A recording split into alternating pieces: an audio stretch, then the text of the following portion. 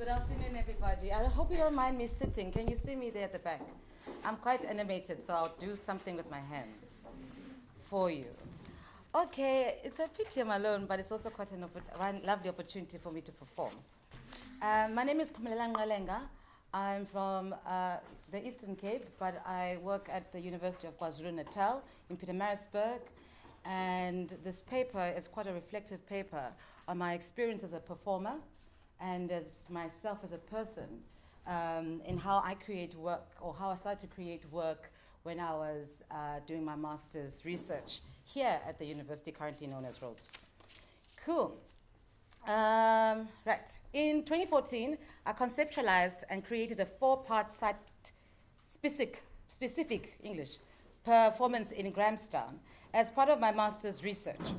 The title of the 4-part series of work is Trace: Woman in a Passage, Woman in the Street, Woman with a Microphone, and Woman Under a Tree. I wrote this research as a reflection, and in doing so, I wrote it from a piece of embodied experience and as a site of exposure. As much as I reflect on the performance, I think it would be useful to begin to reflect from the inception of Trace as a Trace as an idea, a concept that I wanted to explore. I wish I could say that Trace was conceived out of a scream, a burning question, or as most supervisors like to say, what's the itch of your research? Instead, I found that it was a soft cry that began this process, an internal cry of not knowing how to articulate this trace, this blur of who I was, and how to articulate what I was experiencing as a performer, a black female performer, and researcher at the same time. Or, most importantly, the freedom of being inarticulate at that time. In my pitch to the staff, I presented a research poster where I spoke of my own female body being in the shadow in performance, drawing from Dorinda's notion of trace, that my body was that of presence that is dislocated, displaced, and refers beyond itself. At the time, I had begun to situate my female body as ilapha naphaya. It's here and sometimes it's not there. Even though this was just the beginning of an idea and an accumulation of my own experience, I began to find myself in a cloud of doubt with the many questions that were directed to the research. I could not carve an argument quickly enough that would adequately justify what I meant by this notion of trace or shadow. Moreover, because I knew that I would find it within the performance itself. Moreover, I was one of the only 2 black females in a seminar filled with white women. And it's something I suppose in the African form and this African feminism we should really tackle. How could I explain this feeling of my own black body as a trace and as an idea of shadow? How could I speak in a language that everyone could understand without compromising the essence of my experience and thoughts? This is a dilemma that I faced with throughout my postgrad career. Indeed, the space I was in was crippling and further placing me in my own insecurities as a researcher and that of my performing body as a knowledge maker. This incident was a soft cry, not a scream, that was reflecting the image of my research. It was no heroic moment, because I wanted to be a hero, no triumph for me, but a moment of exposure that fostered a way into the research and practice. My point of departure was uncomfortable. It was vulnerable and I convinced myself that I would fail. But it was what gave birth to the research. As a result, this moment began a process of finding a performance modality that would begin to address my thoughts of my own black body and how it manifests within sites and creates knowledge. I began to investigate through site-specific performances as a methodology, how the black body becomes a trace that dances between the presence and absence, the tension of visibility and invisibility, and of course that of exposure and erasure. Sites are not neutral spaces. They hold with them multiple narratives that are cultural, political, social, and historical. Sites are alive at all times because they are in constant state of re-evaluation and redefinition. In fact, all places or performances are multiply inscribed with cultural memories for both the performer and the audience. Site-specific performance has the capacity for me to uncover and discover different ways of knowing the site itself, me as a performer, and the audience, who become spectators, witnesses, participants, performers, even themselves become sites. I view such specific performances as triggers for discourse to collide and converse in a struggle to make meaning of ourselves and how we relate to specific sites. For me, I place my own body, which is situated amongst a very marginalized narrative, at the center of site-specific performances so that my body becomes a catalyst for dialogue that begins to destabilize hegemonic narratives. Moreover, I aim to demonstrate that the Black performing body in site-specific performances is a knowledge-making body that brings its stories to the center. Sites are marked by the traces of their other purposes and haunted by ghosts of those who have used them in the past. So what does that do with my own body then? In site-specific work, the process of performance is in a constant state of steroids, I think. As a performer in site-specific performances, I'm situated in uncertainty. Uncertainty of the audience and the response, the weather, the environment, the site, the violence the site brings itself, and numerous entities that shift and add and take form in that site. As a performer, I'm not only reactive to the site, but also responsive to its unpredictability, thus the performance can never be linear and stagnant. That's my research, can't be linear or stagnant, but fluid and reactive to the elements around it. So I'm looking at one of the performances that I did called Woman in a Passage, which I did here at the administration building at Rhodes University. I think everyone has seen the tower. Ne? It's in that tower. Sharp. I can take my time, ne? I have so much power. It's so... Chiritiza. So yeah, I wanted to capture the idea of the Black female body in academia as and around the notion of access at Rhodes University in the performance of Woman in a Passage. The passage I chose had the human resources officers on one side of the officials, and the other side, the officials' offices. Most especially, there was the office of the Director of Equity and Institutional Culture on the official side, which I used as the third door I'll talk about later.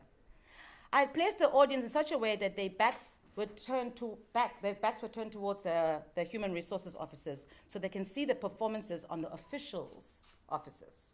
I wanted the officials to highlight. I wanted to reflect and focus on the significance of each door in the performance and how the performance begins to make sense of the impact of sites and access and what I'm talking about when I talk about trace of my own body, how my body became shadow at that time in my life. The first door. At first, the audience is positioned in a queue as waiting outside for something. The woman waits with them and begins a conversation with one of the audience members. As the conversation goes on, she discovers the audience member, Kyle, that was the guy's name, had not knocked on any of the doors and was passively waiting there just for something. So we waited together for a while. The woman asks Kyle if she may knock and see if anyone is on the other side of the door. Kyle agrees and the performance of the first door begins. She knocks, and when the door opens, the woman begins to speak to the person behind the door. However, the door is shut in her face before she finishes her sentence. She actively shoves a CV under the door, but soon the CV is pushed out from the inside. She begins to force more CVs underneath the door and asks Kyle to help her push more CVs on the sides of the door and then on top. So push my CVs. CV pushing. Yeah. The woman thanks Kyle, thank you Kyle, and says her goodbyes. As she picks up her luggage and walks towards the second door, the first door opens and throws all her CVs out. As a performance strategy, Kyle was positioned as a passive character and the woman as an active party in a shared dilemma of waiting. The woman is disallowed access, yet she persists with shoving more CVs to assert her presence and demand to be noticed. She realizes that such a task would be easier with the help of others. Kyle's involvement in this performance illustrates what site-specific performances can achieve in making audiences active participants of performance and also participants of solving issues that are brought upon by the performance. Even though their actions bear no fruit, Kyle and the woman, both Kyle and the woman shared the experience of enforcing access and shared, to some extent, the experience of exclusion. The second door. As a performance continued, the second door brought upon more participation from the audience members. When the woman asked the audience members who were waiting outside the second door, because everyone's waiting, whether they had knocked at the door, she once again, the audience members are waiting. As she knocks, the door opens and the woman is instructed to come in from the inside. Yet there's another obstacle. The door cannot fully open and only leaves a small space for the entry. Now, can you see my, wait, the space is this much. I'm very able to. Yes, you are. She first tries to push her luggage, but struggles to force through the bag and asks Kyle again to assist her. Both her and Kyle struggle for some time to push through the bag, but finally they succeed. She thanks Kyle and wishes the rest of the audience well, Papayini, as she attempts to go inside. She tries to slide in the doorway on her right side and succeeds to have half her body inside the door. When she begins to attempt to work the other half of her body, she notices a dog is inside the door and frantically tries to escape the dog before it bites her. She struggles to pull herself out of the room and eventually screams for help from Kyle and other audience members. They try to pull her away from the door, but the dog has grabbed her right leg and she is stuck. Her only way of getting out of the door is with the help of Kyle and the other audience members. They successfully help her to escape the second room with one shoe left inside the second door. The second door, unlike the first door, could only open to a certain extent. The door was restricted and conditioned for particular people who could meet its regulations and restrictions. In this case, it was my body size. The woman's perseverance in forcing herself through speaks to the extent to which she is willing to innovatively alter herself and her positions to fit through the door. When her luggage could not fit, Kyle's help was another factor that assisted her in finding strategies of getting in. When the unseen dog begins to attack her, she is once again helped by Kyle and another audience members are compelled to resolve the conflict. Her vulnerability and inability to escape makes the two audience members work together to free the woman. Both these audience members are in a vulnerable position. They are not acting, freeing the woman. They are not prepared, but are fully engaged in the task of pulling the woman from with the rest of the audience behind them, watching their efforts. So they are not performing. I am, however. So now we're starting to shift who's performing and who's not. The third door. As the woman walks towards the third door, written on the outside, Director of Equity and Institutional Culture, it begins to rain. There's a soundtrack. It's not real rain. So she takes out her umbrella, which has light inside it. The light allows the audience to see clearly the facial features of the woman. As she sees the audience outside the third door, she does her ritual of asking an audience member if they had knocked at the door. The audience member says no, and they have a short conversation about the weather. She discovers that the audience member is from Johannesburg and places the name onto her. She then knocks at the third door, and the door immediately opens. She asks Johannesburg to hold her umbrella, and she begins to enter the half-open door with her luggage. The door closes behind her. After some time, she opens the door and tells Johannesburg that the people inside want her to leave her luggage outside. She asks another audience member to watch over her bag. She enters the second time at the office of the Director of Equity and Institutional Culture and closes it again. The audience wait for some time before they hear a loud sigh from the inside of the third door. The third door bangs from the inside for a couple of seconds, and then silence. Eventually, the third door opens slowly, and the woman exits. Her clothes are distorted, and she is missing her second shoe. The woman silently takes her umbrella, her lit umbrella, from Johannesburg, and takes her bag that was guarded by an audience member with her to the fourth and final door. The third door significantly speaks to notions of access in spaces, and in doing so, experiencing the hidden violence. How this door performs contradicts what the door aims to stand for. This contradiction is my own voice in the performance as a performer, and I'm speaking to the audience and the site itself, Rhodes University Administration Building. The umbrella is a significant factor in this section of the performance because it begins to illuminate the woman and highlight her facial features for the first time. By doing this, I wanted the audience to have a closer look of the woman they had been watching. She is real, she is near them. She exists not as a shadow, but as a real human being. When the woman gives the umbrella to Johannesburg, I was strategically shifting the focus to this audience member herself. The umbrella light as performance strategy doubles as lighting up the woman in the passage and placing focus or light on Johannesburg's passivity when the woman is in the room. Moreover, when the woman leaves her luggage outside, she symbolizes how she has to leave her life baggage outside before entering the room. Her past and her problems are not wanted. Also, her secrets and her desires and treasures are not valued inside the door. The third door is willing to open its doors with one condition of leaving your baggage behind. This condition seemed fit for the Office of the Director of Equity and Institutional Culture at that time. As the banging began, for the first time there was no help from the audience members. Johannesburg's immobility, along with the audience, is one that resembles the passiveness one finds when help is not given to what is not seen. The third door, it might have sounded dangerous, but there was no proof she was in actual danger.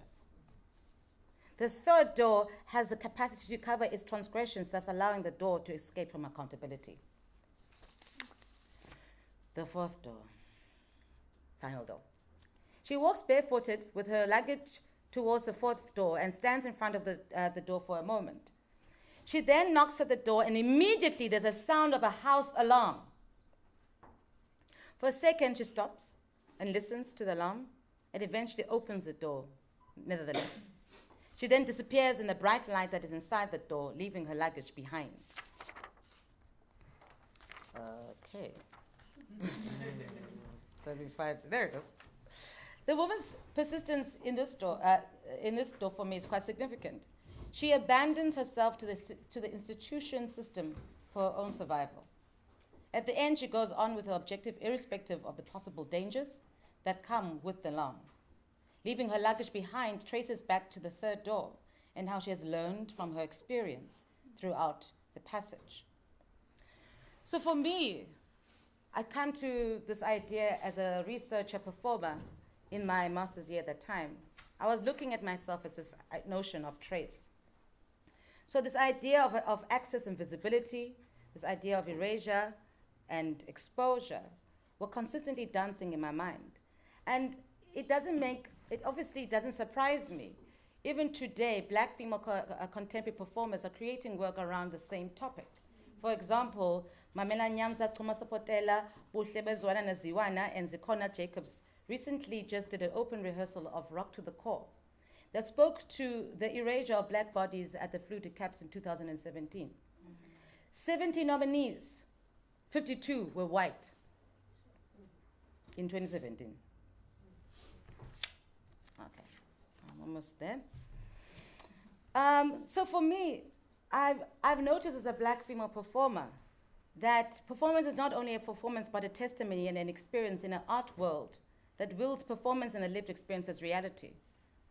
So I located myself in the beginning of my research as a blur. I didn't understand why. Until I started to perform and understand this notion of erasure, this notion of access or invisibility, we're speaking back to my own notion of how I started to see myself as a blur or as a shadow.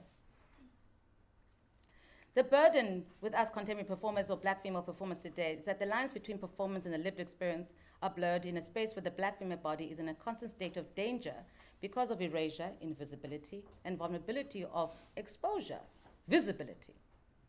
So for me, it was this sense of the shadow, this trace, that began to locate me in this site of self-actualization as both performer and researcher. Thank you.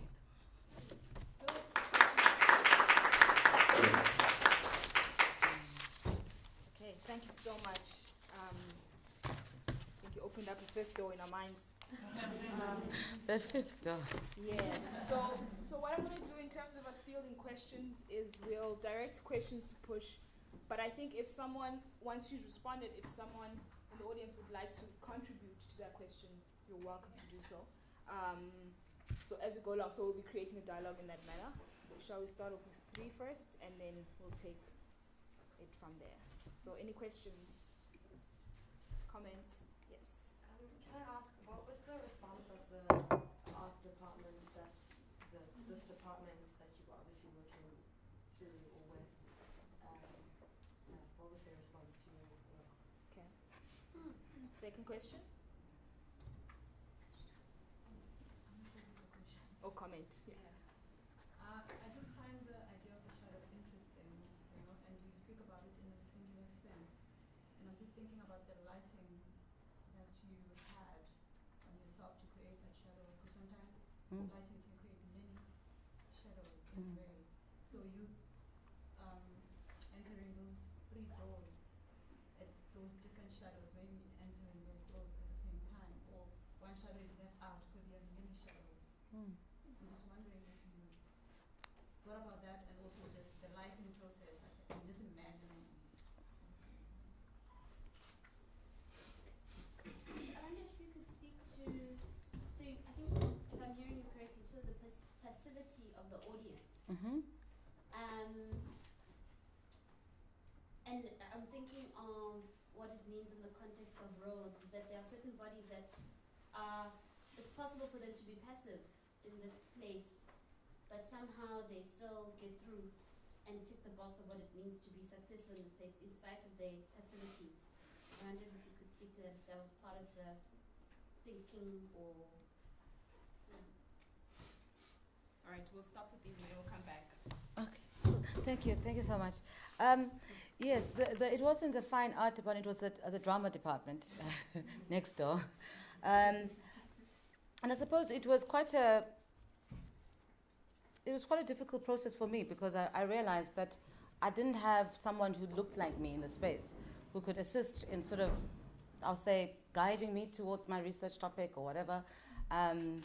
And it was I felt quite alienated to a large degree through scholarship. But what I did, though, was kind of reach out to other people outside of the department that was started to sort of speak back and, I'll say, give me language to what I was experiencing at the time. But yes, the response wasn't necessarily, it was speaking back to them, and as a department, the notion of transformation that needs to happen. But for me, it was I felt quite lonely in that space, because I could see my other peers felt a little bit carried. And I was like, yeah, I'm not being carried here. So I had to find other hands out there, so yeah. And then the shadows, the multiple shadows, I like that. I'm going to keep that. This person with multiple shadows. And I suppose I can't really locate myself in which door that I'm in those ones, because I feel like I'm in them all the time. And I'm here, I'm there, and then I'm, okay, when I turn left, I'm in this one. When I turn right, I'm here. So I love this idea of walking with these shadows. And the lighting, yes, sorry? Oh, okay, cool. Also the size of the shadows, that become very extended. I don't know, during the performance, were you aware of the shadows, except for looking at yourself? Definitely, I was. I think at the beginning, I didn't want them to see clearly my face. I wanted them to see sort of like a silhouette of a woman. That was very clear for me, because I didn't want them to be a specific woman. I didn't want to speak in behalf of all women, but I wanted to see the shadow of a human. And I was quite aware that I wanted to do that. So I put quite small lighting in the beginning until the end, obviously, when the umbrella arrives, and then she is there. So, yeah, I like that. And then to speak to passive bodies that can still succeed in the space. I've watched this for a long time, especially friends. You're like, I watch me, can't you help?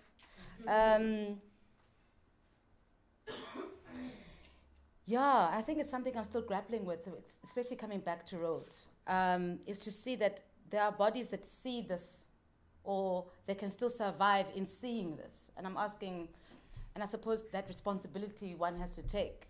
And it's a choice. And I think we are in a climate right now in academia that is challenging the passivity of those bodies, which is a good thing. But I don't think it's good enough yet here, especially at Rhodes, I would say. That they need to be uncomfortable for me, anyways. That's all I can say for it now. Yeah. Comments? I have a question, but I'll ask you. Okay. Comments, questions? I also wanted to ask, were you quite selective of which audience members you actually engage with, like the Kyle and the Joburg? Were they very specifically selected? No, they were just in the space, and for me, I just improvised in the moment. Whoever you were, I went with it. So I would sometimes get rejections or not, but luckily Carl was kind of active with me. Yes, so there's one there. Yeah. Yes. I just want to ask, so you refer to the woman as the woman alive, and you refer to the other woman as Joburg. Yes. But you refer to Kyle, who I assume is a guy, I might be wrong. Could be. But you refer to Kyle as Kyle. Is Hmm. that, like, I kind of just want to know, like, How did I come with those names? Let me just check the language. Okay, so you just hold up question. Any others that would like to add? Cool. Well, Carl, I introduced myself and said, hello, how are you? What's your name? And he just said, hi, my name is Carl. He didn't ask me back what my name is, thank goodness, because I didn't really have a name. So then I referred to him as Carl the whole time. And then I realized with the woman that was Johannesburg, she didn't want to talk too much about herself other than the fact that she came from Johannesburg. So I said, hello, Johannesburg. And then she took that in and she said, okay, you know what I mean? So I didn't want to sort of enforce anything. I just wanted to work with what I could get from the audience at the time. And then the woman, I still can't locate who she is in her name. I can never locate most of my characters that I create, actually, to be honest. And I'm still in the process of understanding why I'm doing that. I never have a name for any of them. Yeah. Okay. Any more? Right, yes. Sorry, I'm not sure. It's okay. But I'm just wondering if it's a continued performance that No. No, it's not. It was specifically just for that site. It can only happen again at that site. So I'll only do it again at Rhodes. And it was difficult to kind of get access from them. So you've done performances where you repeated them? No, not in site-specific. They're site-specific because specifically that site can only produce that knowledge at that time. And for that site, I needed that specific passage for that woman. Okay, let me ask my question. Thank you, Svagaz. So I'm intrigued by site-specific performances, particularly because they remind me in some ways of Brechtian theatre in terms of removing the illusion of theatre and constantly being aware that you as performer and the audience are in performance, right? Because he tries to strip away the elements that allow us to suspend belief so that you are never unaware that you are watching a performance. He wants you to constantly be aware. And I'm wondering how a site-specific performance, or even the site itself, can signal the fact that it is a site that belongs to a larger context, if that makes sense. Like, how does that space constantly say, I'm in the admin building at Rhodes, right? That I'm not an admin building at Forte or so in terms of in that production of knowledge, how do you, perhaps you as the performer or the site, create those markers or signal constantly that this is possible only because we are here? And the reason I say that, I feel like even the current phrase of university currently known as Rhodes is a signal that says something is going to change, right? So stay in the discomfort of the fact that it's not always going to be called Rhodes. It's like, yeah. So how does that happen? And the reason I'm intrigued is because even when we gather in this, there's a site-specific performance that we're doing here. Definitely, yes. How do we say, okay, now that we've presented these papers and they're beautiful and we're in this fishbowl and we're all in this community, but we're going to leave and be on our own, and how do we then re-perform? Or because what are the signals that are available to you as a performer, available in the site? Because I think it's important that even when we're here, that after the 2 days and we've all spoken, it's been beautiful, warm community. How do we then take that trace of performance with us? Sure, nice. Thank you. Well, for me, specifically for the research that I was doing, Rhodes University, I positioned it not, well, the admin building specifically, as a monumental site, a site that speaks to the cathedral. So there's a whole history behind that empire, the colonial empire that speaks with the church and the education, knowledge, and, you know, there's two that just already looking at each other, we're doing the same thing. And I was like, yeah. And as a monumental site, it's a site of memory. It's a memory, or it's trying to keep this thing of the founder, or who we were, or the empire state. So for me, that the monumental was quite important. And I felt that performance does the opposite. It allows things to appear and disappear. So as I think it's Rebecca Scheiner talks about that performance is anti-archival, is that we start to create new meanings behind it. And the only way we can create new meanings is to completely disrupt the site, the monument.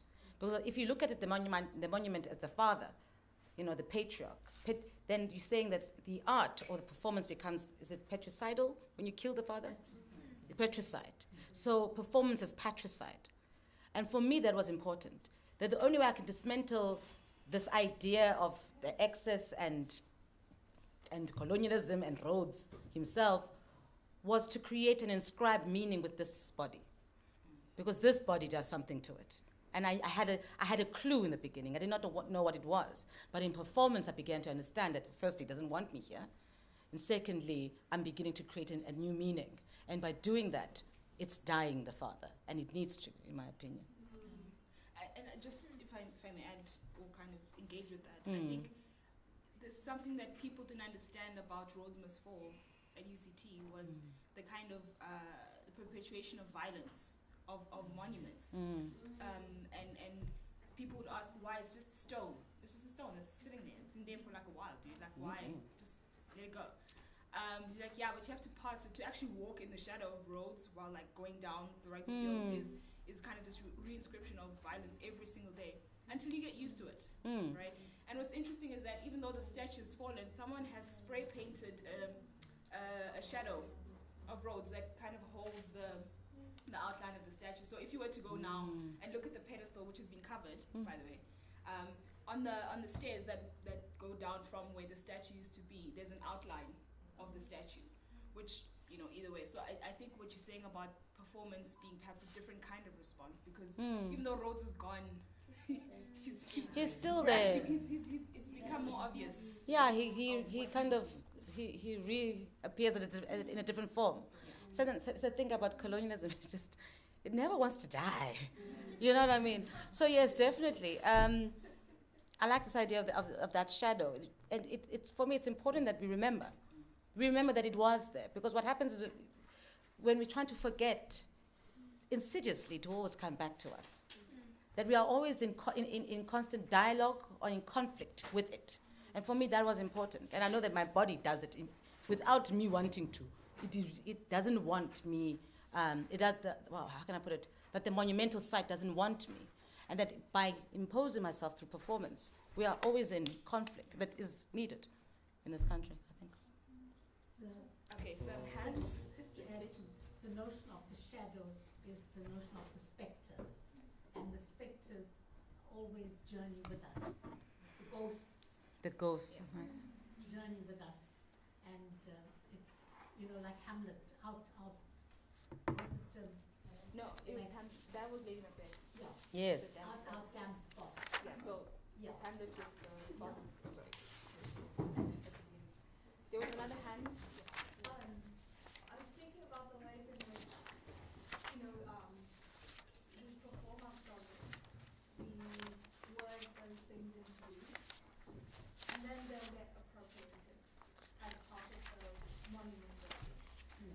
Right before I flew out from UCT, there was an enormous amount of, you know, kind of upset about something that the BC choice had written in the newspaper about the photography and images on the walls that depict black people and how it can be read as the only legacy that black students see on the walls is one of being decrepit, powerless, in pain, all of those things, of colonial practices, of capitalism, all of those things acting on their bodies in ways without powerful statements about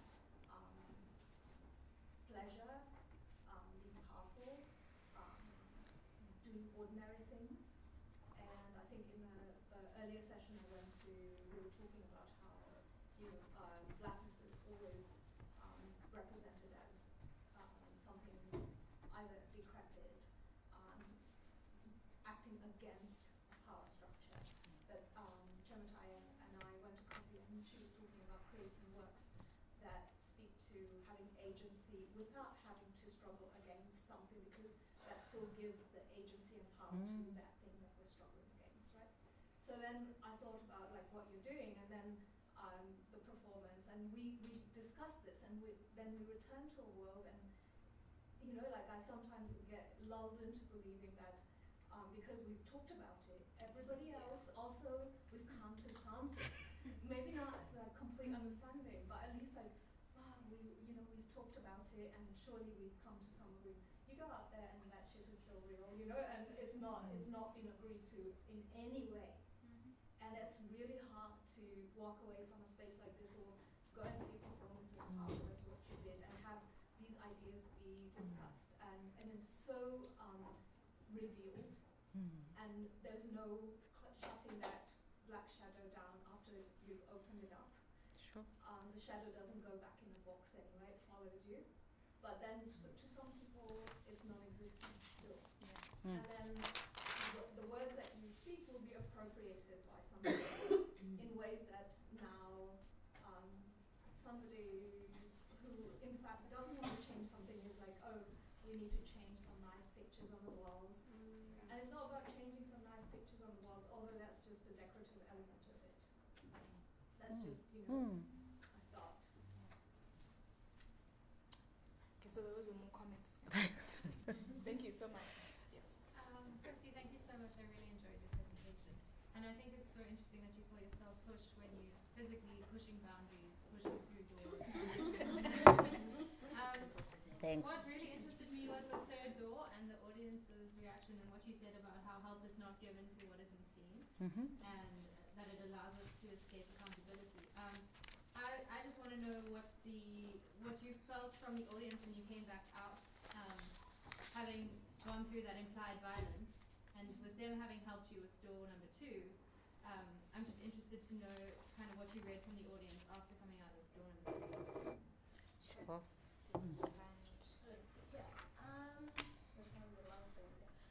So it's going to be a lot of things? It's a question. If it's going to be long, we can hold on and it can come back to you, so she can answer the other ones. Did you forget about that one? No, it's okay. I can one more. Then.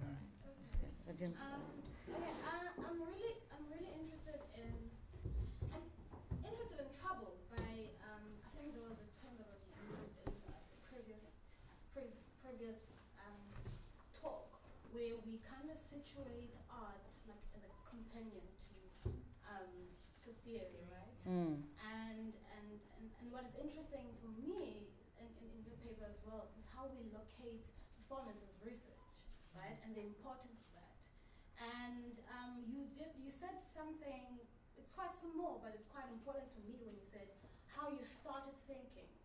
You were not thinking from the obvious one, from an itch or from a point of resistance, or you started from a small cry. And I think that's quite a very important sentence that you said, because for me, because we need as black people, we need to start interrogating how we start thinking and where we start thinking, right? So that we don't always start from the point of resistance, or from the point of the itch, or from the point of cry, and all of those horrible things that are located from responding back to colonialism and apartheid, right?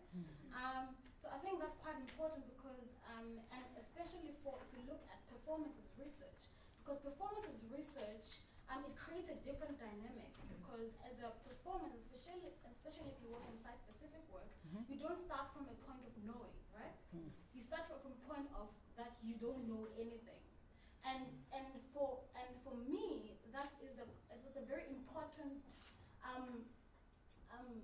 site for a black body to start researching, because they're starting from a point of understanding themselves in this blurred, Trace thing. blurred environment, which does not necessarily ask her to respond to colonialism or to resist or to, which is what we constantly starting our thinking from as black people. Thank you so much, Push, for this really, really rich Thanks for that. paper. And I mean, this idea of shadows, and it's so, and even thinking about it in this course, about Mthunzi, Mthunzi. unomthunzi. Because as you're speaking, I'm sort of, Nqelenga is a novel called The Texture of the Shadows. Yes, I read that. And somewhere there he says, while the future is predictable, it is the past that remains unpredictable. Yes. And in the conclusion, you're talking about how your peers have had to say, black women are here. So this idea of the partner, something like that. So that in politics is still there as well, where we are consistently saying, black women are here. We were there, we are still here. And I'm sort of wondering, creatively, what does that do to one? This idea that in 2017 you are still saying, we are here, and in fact we have been here.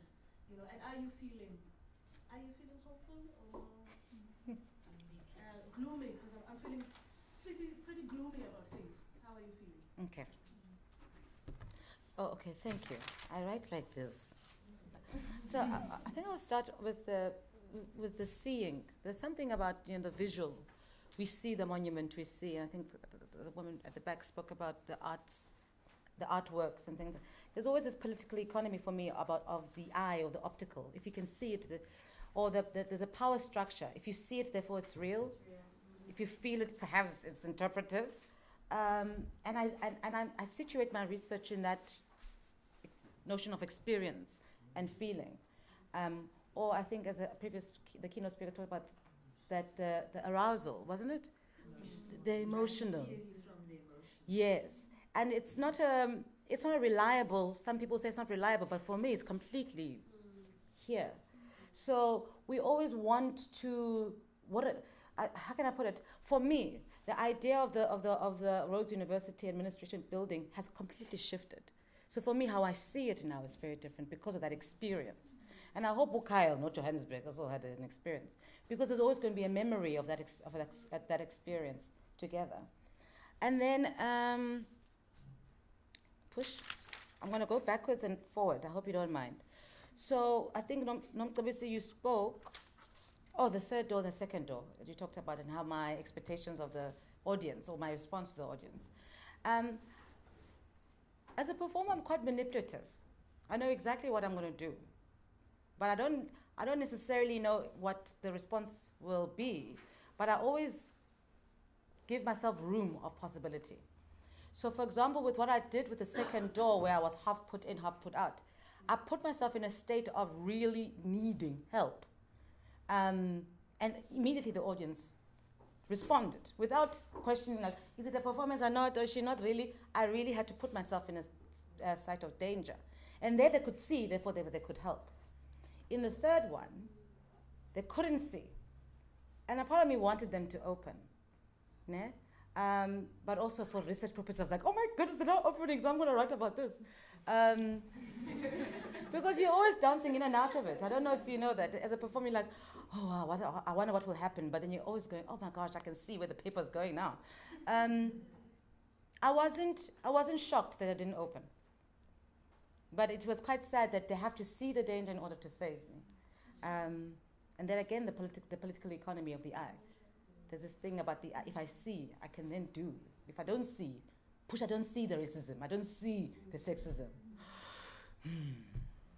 And then obviously looked at this idea where art is a companion to theory, and the idea that where I began this research of not knowing. And I remember, because what happened in the beginning when I presented the paper, I did cry. And I don't like crying. It's just ish. And then my supervisor asked me, what's going on? I said, do you see this cry? That's the language I'm trying to articulate. That I don't know what the words yet, because I don't think they're there. I can't locate them. It's not that I haven't read enough readings or whatever, but I know that my experience has not been put on research or papers or whatever. And it's difficult to me to say, I know it's there, but I can't convince you yet until I perform it. So please approve my research. So you can imagine the trouble of academia and the arts. Am I making sense? And obviously, where we begin, I like the fact that I began, for me, the clue was the blur. The clue was the trace. I don't know why I was tracing myself or shadowing myself. Why but I knew that was the clue, and I trusted it, and I went with it. I did have to fight a lot of people. I did have to cry. I did have to be violated, but I did it. I think, and I was very happy with it. The shadow. You said something, as far as here it is, last time. Unomtunzi. That's who I am, I think, in that piece.